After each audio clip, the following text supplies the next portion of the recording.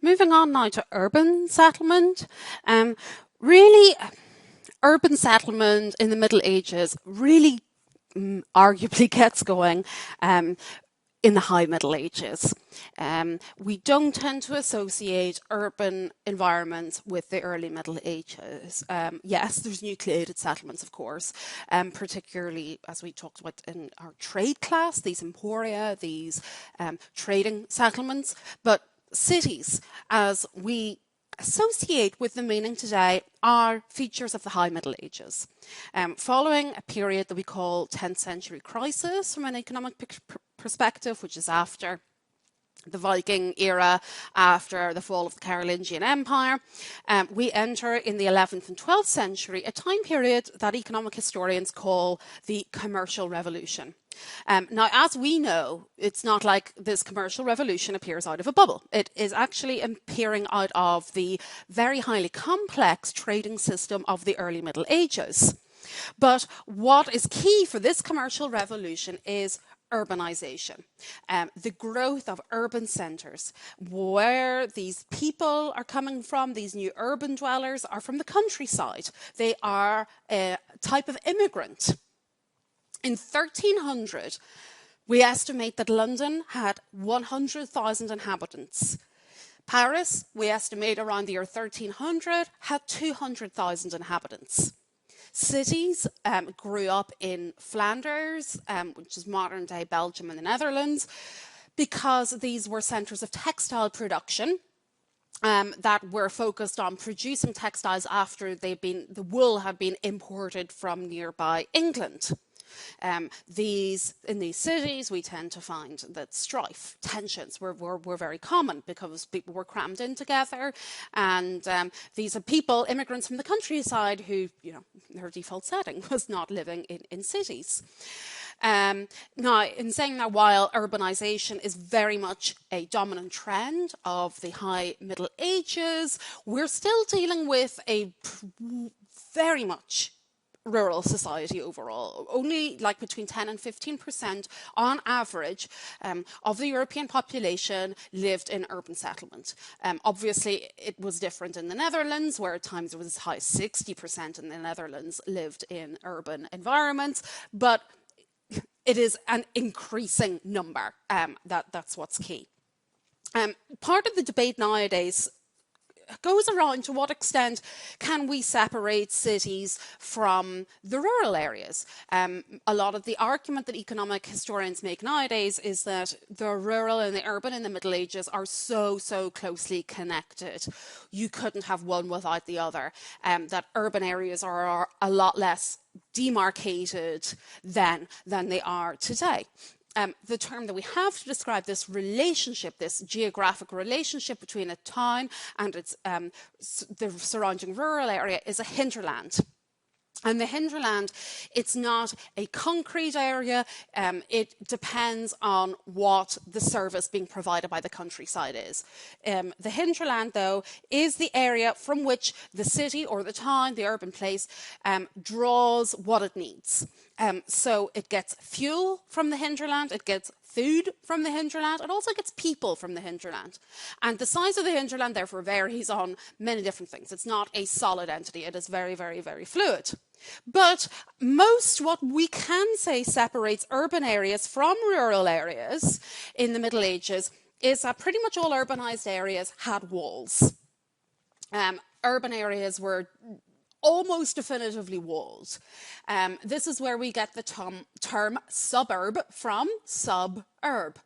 That's from the Latin, outside the urbs or outside the urban place. So suburbs grew up outside the walls. Other people had to stay outside. For example, lepers, people who were not in the interest of public safety and public health, were forced to stay outside the walls. So the wall was a social definition, but also a legal definition.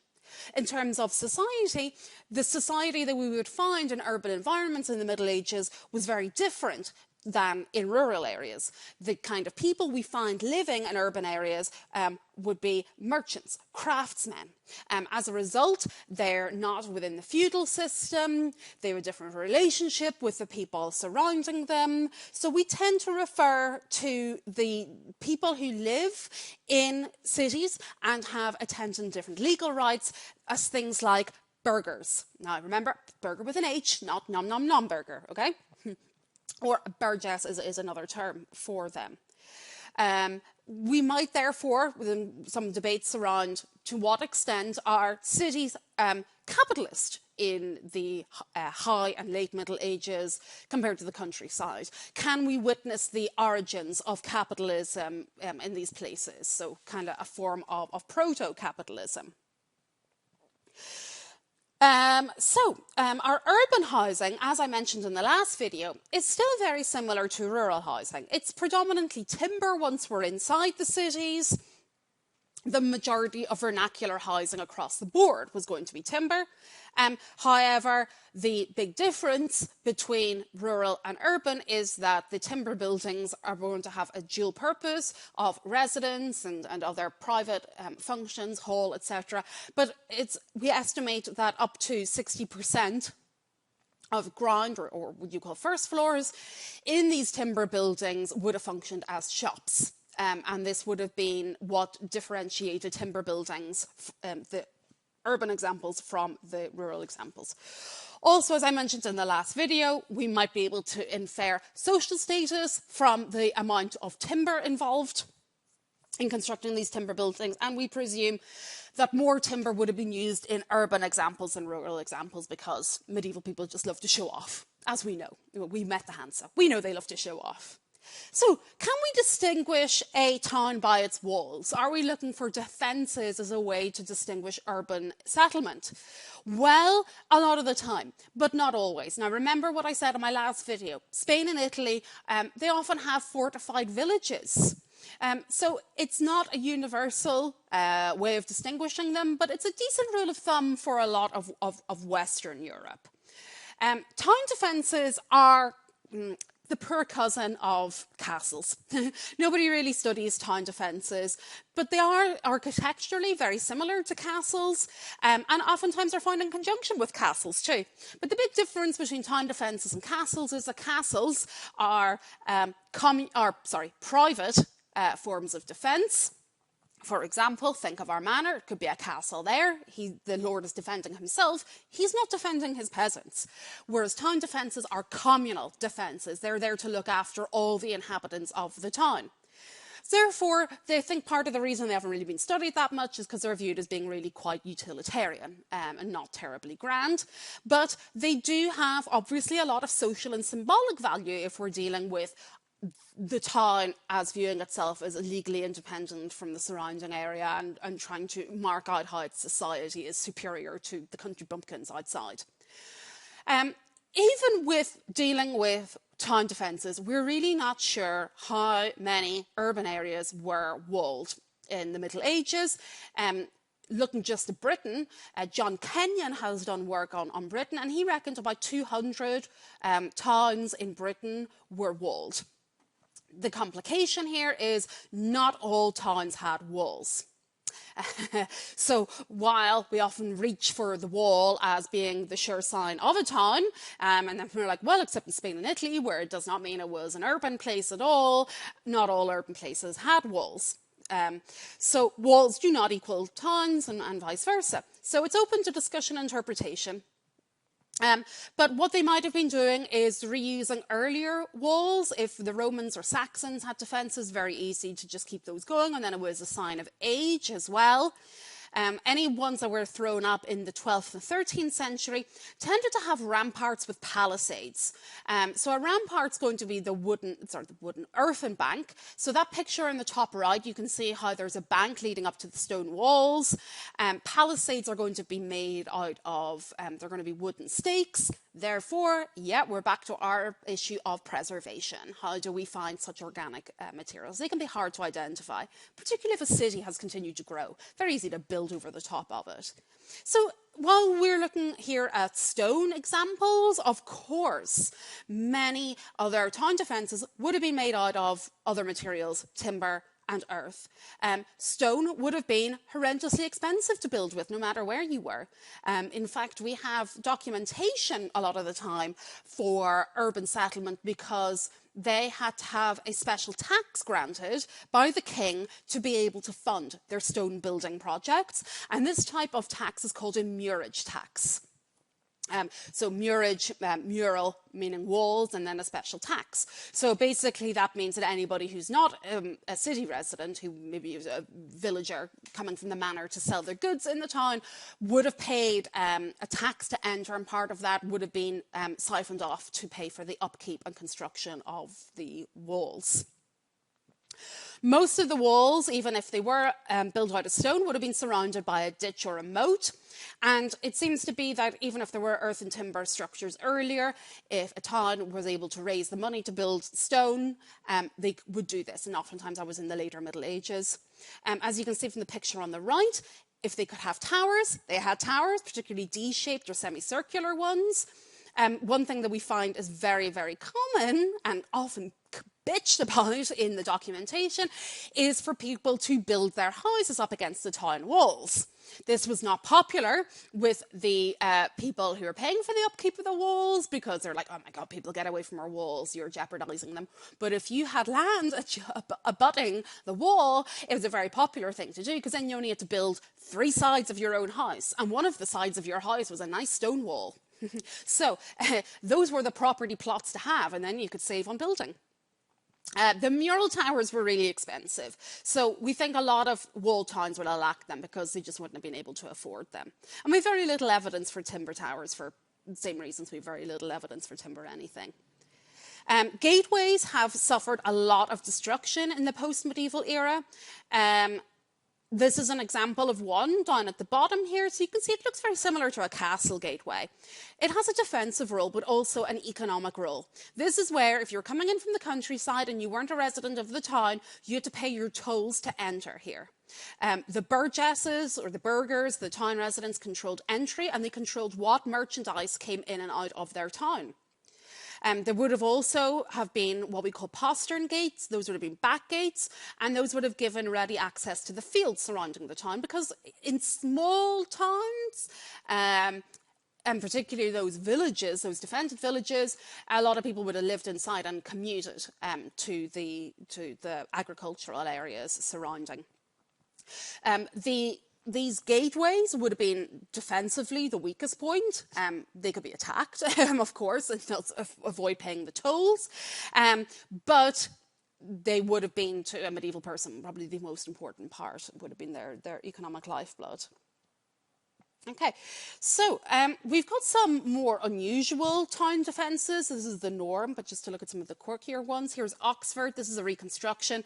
Oxford seems to have had concentric town walls, by which we mean like concentric, like circles, different circles. So you can see in this picture here, there's multiple layers of defences. They've got 2 layers here.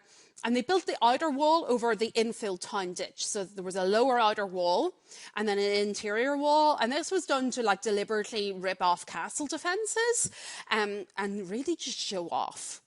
Yeah, showing off through building, a common thing we found in the Middle Ages.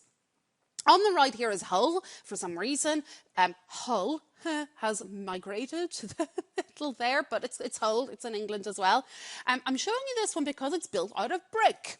And as you know, we've talked about brick, and I said, actually, not much stuff in the Middle Ages is built out of brick. We've got the Romans love to build out of brick, the Tudors and the early modern period, they love to build out of brick, but medieval people were not massively keen on building out of brick. They preferred timber, they preferred stone. Hull is an exception. They built brick walls from the early 14th century, and they have rectangular mural walls as well. So this is very rare. Brick, very rare in Britain indeed until the 16th century. But we presume that in this part of England in the 14th century, they did the math, and it was going to be cheaper and easier for them to build out of brick. So more generally across Europe, in the High Middle Ages, we find a real boom time for urban landscapes. And a lot of these are very regular in terms of their planning, very familiar to Americans, in America, very planned, grid planned, and a lot of medieval planned settlements, urban places also follow this plan. Sometimes more complicated, sometimes orthogonal, but we can see these very highly organized layouts in examples from France, which we're going to look at now. These are called the Bastide towns. But there are also some really good examples from Italy as well, particularly the new towns that the city-state of Florence built. Florence was going to become the hotbed of the Renaissance. We kind of see that already because Florence's new towns, they arranged them very aesthetically. They set out their streets and the house plots in very harmonious proportions. For example, a place called Terra Nuova, they founded that in 1337. They laid it out in quadrants and they derived it from a circle divided into chords. So what they were trying to do was lay it out geometrically like the heavenly Jerusalem was depicted on maps at the time. So that's a pretty extreme example, and as you can tell, Florence going to be the hotbed of the Renaissance artistically later. But we are dealing in the Middle Ages with a new period of experimentation with urban environments. But to return to these Bastides, I find them absolutely fascinating. We have them associated with the southwest of France. So the very first one dates from 1222, and that one is Cord, and the very last dates from 1373. But the majority of these date from a 100-year period between 1250 and 1350. So Bastides were concentrated settlements. And these are a weird mishmash of urban and rural because they were deliberately founded by one or more founders in rural settings. But they wanted to encourage economic development by trying to get everybody who lived in the countryside to come and live in an urban settlement, a brand new urban settlement. This part of France is pretty intense politically at this time. It is controlled both by the English and by the French because these are the lands that came into English hands through the marriage of King Henry II of England to Eleanor of Aquitaine. So parts of these lands are by the 1250s in French hands, parts in English hands. This is the area that the 100 Years' War is going to be fought over. This area in general is known as Gascony, though there's lots of names to refer to the area and the areas within it, like, as I said, Aquitaine is another area. So it's really the southwest of France, above the Pyrenees, but in the southwest. So it's the part of France that France and English kings are really, really fighting over. There's maybe some 350 of these Bastide towns founded in roughly this 100-year period. The reason that they were founded was for prestige and for power. What they wanted to do was capitalise on land clearance. They wanted to control the population, which previously had been rural and spread out, by grouping them together. And they wanted to do this in a way that was defensive because this was at times a war zone. Certainly it was a frontier. And this was a way to regain control in an easy way. So they would have documented foundation, a charter, to attract new inhabitants, and they would guarantee them certain legal rights and a certain plot size, etc., etc. But they would also then develop the agricultural land surrounding the Bastide, but they would also then have everybody together, and it was much more secure as a result. What distinguished the Bastide from rural settlements and other settlements was how highly planned it was. They have a characteristic checkerboard plan. I've got slides in them to show you. And this was deliberately done so that the dwellings and the lands were all squared off. The reason for this was to make it a standardized rent by block size. Much easier to charge people their rent if they're in nice, neat little blocks. So these houses house blocks were usually square in shape or rectangular, and therefore the streets would be arranged very perpendicularly, and they would have had at their very centre a market square, and everything would be around the market square. This would have been done to maximise income for the person who founded it. This was done in Gascony because Gascony was one of the wealthiest parts of France by this time. It was the centre of a global wine trade. I'm saying global, but you know, medieval global, okay? It's claimed by both England and France. It is mostly, by the beginning of this time period, held by the English king as a fief from the French king. Before 1200, it was a very rural part of France, but it was this focus of medieval town development.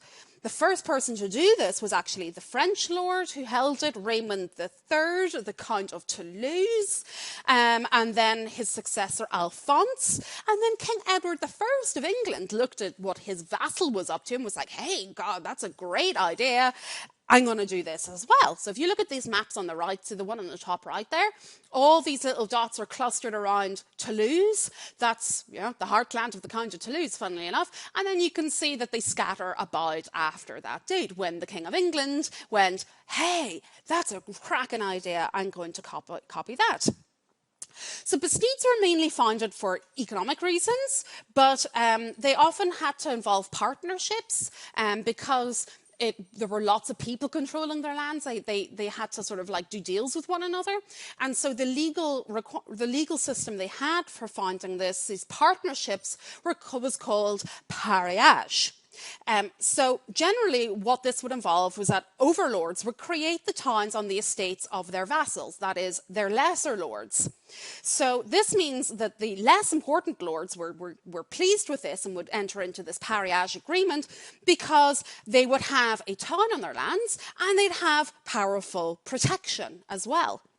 Now, not all were fortified, but the best known were, because, you're going to put all this money and you may as well make sure that it's defensible as well. So this guy, Alphonse, the Count of Toulouse, he founded 50 of these bastides in a 20-year period. And it wasn't just the secular rulers who did this. The church also wanted to get in on the action. We have several bastides founded by monks, particularly the Cistercian monasteries, who were always economically minded, bought into this system. So they'd reflect an increased interest in commercialism over the course of the Middle Ages. And let's have a look at some of them. So these are the plans that we often see. As you can see, very, very regular.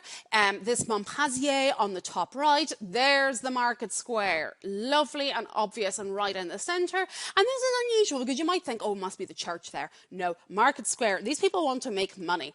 So under Edward I, King of England, founding bastides was like a deliberate policy. It was an economic policy. And Edward of England was not resident in Gascony. So it was something he really bought into because it gave him economic control over a subject population as well as profit. So it meant that it was easier to defend lands that he wasn't resident in and he could make money from it as well. Win-win for King Edward. The locals were also very keen on them because they offered them protection, both defensively and politically. So bastide could have many meanings. Sometimes you see it being used to describe a town that was deliberately created in a previously rural area as part of a settlement plan to bring in new people to control resources. And if we're using that definition, then we can see it being adapted not just in France, but elsewhere too. So again, just to pause on this picture, look, here's the market squares, although this one here, Villefranche, looks to have a church as well, but it's the market square is at the centre. It was always my dream to go, and I still really love to go on a tour of these Bastide towns because this is also part of the world that produces lovely food and wine. So you could really have a wonderful vacation, drinking, eating, and admiring medieval architecture. I did manage, I got to Toulouse 2 summers ago with a grad school buddy who also studies medieval settlement, and we went out to Court. the very first one, and we went on a Sunday, and then it turned out that it's France. The trains go on strike on a whim, and this happened, and we were out in Cord, and really, you know, if you look at these pictures, like Villefranche, right, it has got, you can see very clearly the centre of the medieval time, but there's lots of modern development around it. But if we go back to some of these other ones, okay, Castelnau de Montmiral, yeah, there's no development even today around the medieval core. And Cord is like that, which meant that we went back for the train. There was no train, and we were stuck in the middle of nowhere, and we had to hitchhike our way back to, well, we didn't go to Toulouse, but we hitchhiked to Albi, which is home of the, if anybody's in the Crusades class watching the video this week for the Crusades, heretic centre in the Middle Ages. So we had to hitchhike and then explain in very bad French what we were, why we were errant medievalists lost in the middle of a field in France. Much to the bemusement of the local man who gave us a ride back to the train station. So, but yes, still a dream to do that properly and not have to, you know, take my life into my hands by having to hitchhike out of said field. Lovely field, but still nowhere near where we wanted to be. So, as I said, we can have, Bastille towns can just mean this sort of like colonisation through urbanisation. So sometimes we find Wales in the United Kingdom being described in the same manner. They're obviously, Wales is not the south of France, but there are similarities. One of them being the Edward, King of England, who was so keen on urbanisation in France, was like, oh, hey, let's do it in Wales too, because he was conquering Wales militarily, and he realised that he could plant loyal English followers in Wales and so accompany many of his goals in Wales as he had done in France. So not all of these Welsh towns were meant to be defended, though. Beaumaris here on the left was not. It was only because it kept getting attacked, and the people who lived there kept getting really annoyed that he sort of reluctantly put up some town defences around Beaumaris. And what they do have in common, you can see here, is a coastal location. Part of the reason for the town walls was to enclose the harbour facilities. This was the economic outlet for these Welsh towns. They wanted people to defend, but they also wanted money. They wanted investors and they wanted settlers.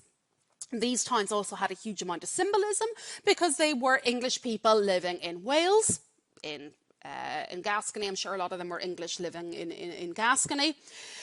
So for several generations, these urban areas were distinctively English, whereas the rural areas were distinctively ethnically Welsh. So they also had a very important role to play in the development of identity. So agriculture could still be taking place. People would leave the Bastilles or the planted town to go and conduct their business. These are all colonial establishments, but only just over a third would have been fortified. So Bastille does not necessarily mean a fortified town. While they are very planned, if we flick through, we can see very much also dictated by local topography as to the shape. As you can see as well from these French examples, there's not very many castles. That's sort of a quirk of the Welsh ones. Instead, they have very, very heavily fortified churches. So the fortified church might be the French equivalent of a castle as being the anchor of the town. It's also important to know that while there are hundreds of these founded, not all of them were successful. Some people put them in areas where they really just were not well suited. They just got a bit carried away. There's a human trait throughout history. So we often have more documentation for places that they tried to found that did not take off.